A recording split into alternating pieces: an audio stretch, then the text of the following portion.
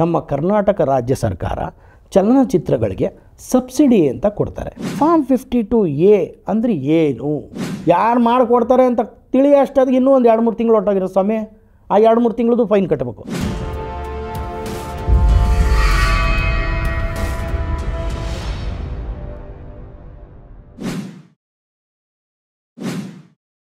Investing in cinemas without cinema knowledge is injurious to you, your family, and the audience too. Annadata Sukhi Bhava. ಅನ್ನದಾತ ಸುಖಿ ಭವ. ಹೋದ ಎಪಿಸೋಡಲ್ಲಿ ಜನರನ್ನ ಥಿಯೇಟ್ರನ್ನತ್ತ ಹೇಗೆ ಕರಿಬೇಕು, ಹೇಗೆ ಕರಿಬಾರ್ದು ಅಂತೆಲ್ಲ ಮಾತಾಡಿದ್ವಿ. ಸಿನಿಮಾ ರಿಲೀಸ್ ಆಯಿತು, ಜನರನ್ನ ಕರೆದಿದ್ದೀರಾ, ಜನ ಬಂದಿದ್ದಾರೆ, ಒಳ್ಳೆ ರೆಸ್ಪಾನ್ಸ್ ಸಿಗ್ತಾ, ಖುಷಿ. ನಿಮ್ಗಿಂತ ನಮಗೆ ಖುಷಿ. ಒಂದು ಕನ್ನಡ ಚಲನಚಿತ್ರ ಚೆನ್ನಾಗಿ ಹೋಗ್ತಾ ಇದೆ ಅಂದರೆ ಅದರಲ್ಲಿ ಫಸ್ಟು ಖುಷಿ ಪಡೋರಲ್ಲಿ ನಾವು ಒಂದು ಮುಂದೆ ಇರ್ತೀವಿ ಯಾವಾಗಲೂ. ಈಗ ಹೋದ ಎಪಿಸೋಡಲ್ಲಿ ಅದೆಲ್ಲ ಮಾತಾಡಿದ್ವಿ. ಈಗ ಸಿನಿಮಾ ರಿಲೀಸ್ ಆಯಿತು, ಸಿನಿಮಾ ಇಳಿಯುತ್ತೆ, ಎಲ್ಲಿ ಥಿಯೇಟ್ರಿಂದ ಇಳಿಯುತ್ತೆ. ಇಳಿಬೇಕಾದ್ರೆ ಏನೇನು ಮಾಡ್ತೀರಾ, ಎಲ್ಲ ಥರ rights, OTT rights, channel rights, ಎಲ್ಲ ರೈಟ್ಸು ಮಾಡ್ಕೊಂಬರ್ತೀರಾ, ಡಬ್ಬಿಂಗ್ ರೈಟ್ಸು ಎಲ್ಲ. ಅದಾದಮೇಲೆ ಏನು, ಕರ್ನಾಟಕ ಸರ್ಕಾರದಿಂದ ಅಥವಾ ಭಾರತ ಸರ್ಕಾರದಿಂದ ನಮ್ಮ ಅನ್ನದಾತರಿಗೆ ಏನಾದರೂ ಸಹಾಯ ಒದಗಿ ಬರುತ್ತಾ ಅಂತ ಕೇಳಿದ್ರೆ ಹೌದು. ಯಾಕೆಂದರೆ ನೀವು ಭಾರತ ಸರ್ಕಾರಕ್ಕೆ ನಿಮ್ಮ ಚಿತ್ರನ ಅಪ್ಲೈ ಮಾಡ್ಬೋದು. ಯಾವುದಕ್ಕೆ? ರಾಷ್ಟ್ರ ಪ್ರಶಸ್ತಿಗೆ ಅಪ್ಲೈ ಮಾಡ್ಬೋದು. ನಿಮ್ಮ ಚಿತ್ರನ ರಾಜ್ಯ ಪ್ರಶಸ್ತಿಗೆ ಕರ್ನಾಟಕ ರಾಜ್ಯ ಸರ್ಕಾರಕ್ಕೆ ಅಪ್ಲೈ ಮಾಡ್ಬೋದು. ಅದು ಹೇಗೆ ಅಂದರೆ, ಅದು ನಿಮ್ಮ ಸೇವಾ ಸಿಂಧುನಲ್ಲಿ ರಾಜ್ಯ ಪ್ರಶಸ್ತಿಗೆ ಅಪ್ಲೈ ಮಾಡೋಕ್ಕೆ ಅಂತ ಒಂದು ಅವಕಾಶ ಇದೆ. ಆಮೇಲೆ ರಾಷ್ಟ್ರ ಪ್ರಶಸ್ತಿಗೆ ಅಪ್ಲೈ ಮಾಡೋಕ್ಕೆ ಅದಕ್ಕೆ ಒಂದು ವೆಬ್ಸೈಟ್ ಇದೆ, ಅದ್ರ ಮಾಹಿತಿನೂ ಕೊಡ್ತೀವಿ. ಈಗ ಕರ್ನಾಟಕ ರಾಜ್ಯ ಸರ್ಕಾರಕ್ಕೆ ಬರೋಣ. ಕರ್ನಾಟಕ ರಾಜ್ಯ ಸರ್ಕಾರದಲ್ಲಿ ರಾಜ್ಯ ಪ್ರಶಸ್ತಿ ಜೊತೆಗೆ ಇನ್ನೇನು ಮಾಡ್ಬೋದು ಅಂದರೆ, ನಮ್ಮ ಕರ್ನಾಟಕ ರಾಜ್ಯ ಸರ್ಕಾರ ಚಲನಚಿತ್ರಗಳಿಗೆ ಸಬ್ಸಿಡಿ ಅಂತ ಕೊಡ್ತಾರೆ. ಸಬ್ಸಿಡಿ ಅಂದರೆ ಏನು? ಇದರಲ್ಲಿ ನಾರ್ಮಲ್ ಚಿತ್ರಗಳು ಯಾವುದಿದೆ ಅದಕ್ಕೆ 10 ಲಕ್ಷ ರೂಪಾಯಿ ಸಬ್ಸಿಡಿ ಅಂತ ಕೊಡ್ತಾರೆ. ಮತ್ತು ಸಾಮಾಜಿಕ ಅಂದರೆ ಸೋಷಿಯಲ್ ವೆಲ್ಫೇರ್ ಮತ್ತು ನಮ್ಮ ಯಾವುದಾದ್ರೂ ಒಂದು ಗ್ರಂಥ, ಕೃತಿ, ಇದರ ಆಧಾರಿತ, ಕಾದಂಬರಿ ಆಧಾರಿತ ಚಿತ್ರಗಳಿದ್ದರೆ ಅದಕ್ಕೆ ಒಂದು 15 ಲಕ್ಷ ರೂಪಾಯಿ ಅನಿಸುತ್ತೆ, 15 ಲಕ್ಷ ರೂಪಾಯಿ ಅಷ್ಟು ಸಬ್ಸಿಡಿ ಕೊಡ್ತಾರೆ. ಅದಾದಮೇಲೆ ಮಕ್ಕಳ ಚಿತ್ರಕ್ಕೆ 25 ಲಕ್ಷದಷ್ಟು ಸಬ್ಸಿಡಿ ಕೊಡ್ತಾರೆ. ಎಲ್ಲಿ ಕೊಡ್ತಾರೆ, ಎಲ್ಲಿ ಹೋಗ್ಬೇಕು ನಾವು ಇದಕ್ಕೋಸ್ಕರ ಅಂದರೆ, ನಮ್ಮ ವಾರ್ತಾ ಇಲಾಖೆ ಇದೆ. ನಮ್ಮ ವಾರ್ತಾ ಇಲಾಖೆ ನಮ್ಮ ಕಬ್ಬನ್ ಪಾರ್ಕ್ ಮೆಟ್ರೋ ಸ್ಟೇಷನ್ ಹತ್ತಿರ ನಮ್ಮ ವಾರ್ತಾ ಇಲಾಖೆ ಇದೆ. ಅಲ್ಲಿ ಹೋದರೆ ನಿಮಗೆಲ್ಲ ಮಾಹಿತಿ ಸಿಗುತ್ತೆ. ಇದಕ್ಕೆ ಏನೇನೆಲ್ಲ ಬೇಕಾಗುತ್ತೆ ಅಂದರೆ, ಇದಕ್ಕೆ ಮುಂಚಿನ ಎಪಿಸೋಡ್ಸಲ್ಲಿ ನಾನು ಏನು ಹೇಳಿದ್ದೆ ನಾನು, ಎಲ್ಲ ಥರ NOCಗಳು ತೊಗೊಳ್ಳಿ. ಅಂದರೆ ಕ್ಯಾಮ್ರಾದವ್ರ ಹತ್ರ, ಯೂನಿಟ್ರ್ ಹತ್ರ, ಎಡಿಟ್ರ್ ಹತ್ರ, DI ಮಾಡಿಸಿದವ್ರ ಹತ್ರ, ಮತ್ತು ಡ್ರೋನ್ ಯೂಸ್ ಮಾಡಿದರೆ ಅದಕ್ಕೆ ಎಲ್ಲದಕ್ಕೂ NOC ತೊಗೊಳ್ಳಿ ಅಂತ ಹೇಳಿದ್ನಲ್ವ, ಅದು ಇಲ್ಲಿ ಸಬ್ಸಿಡಿ ಅಪ್ಲೈ ಮಾಡಬೇಕಾದ್ರೆ ಯೂಸ್ ಆಗುತ್ತೆ. ಅದೆಲ್ಲ ಬೇಕು ದಾಖಲಾತಿಗಳು. ಅದ್ರ ಜೊತೆಗೆ ಏನು ಬೇಕು ಅಂದರೆ, ಕೆಲವು ಅಫಿಡವಿಟ್ಸ್ ಬೇಕಾಗುತ್ತೆ. ಏನು?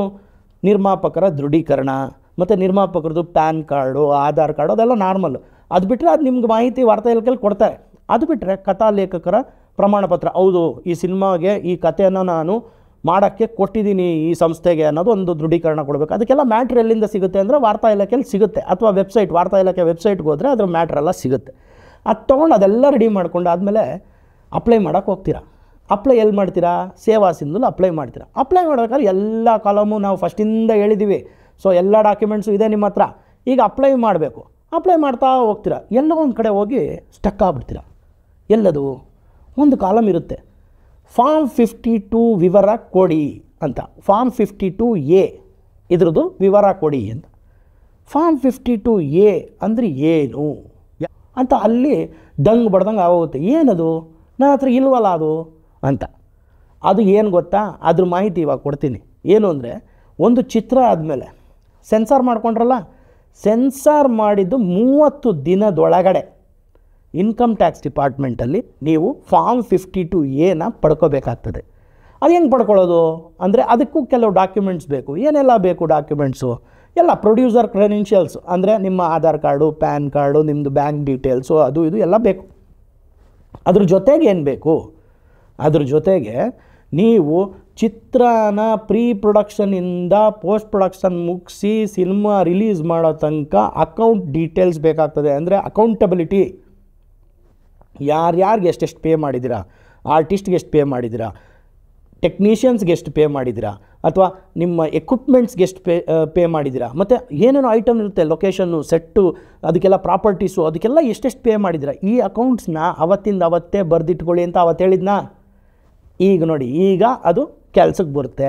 ಏನಂದರೆ ಆ ಡೀಟೇಲ್ಸ್ನೆಲ್ಲ ನೀವು ಇನ್ಕಮ್ ಟ್ಯಾಕ್ಸ್ ಡಿಪಾರ್ಟ್ಮೆಂಟ್ಗೆ ಹೋಗಿ ನನ್ನ ಸಿನಿಮಾದು ಬಜೆಟ್ ಇಷ್ಟು ಆಗಿದೆ.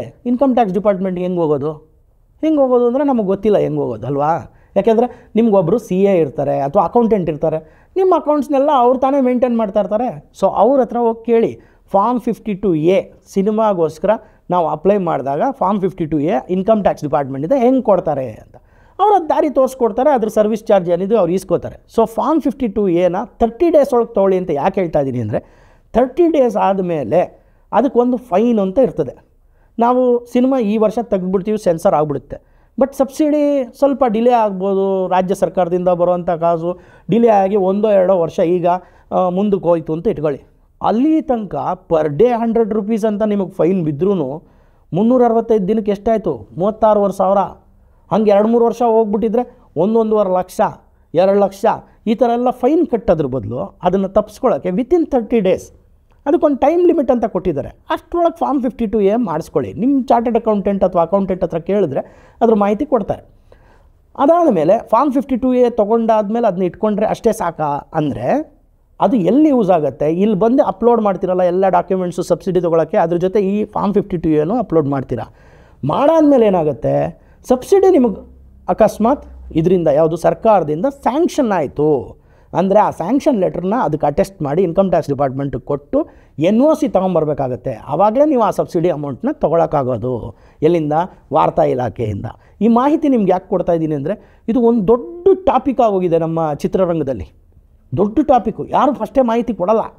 ಸಿನಿಮಾ ಎಲ್ಲ ಮುಗಿದೋಗಿದೆ, ಎಲ್ಲ ಆಗೋಗಿದೆ, ಸೆನ್ಸರ್ ಆಗೋಗಿದೆ.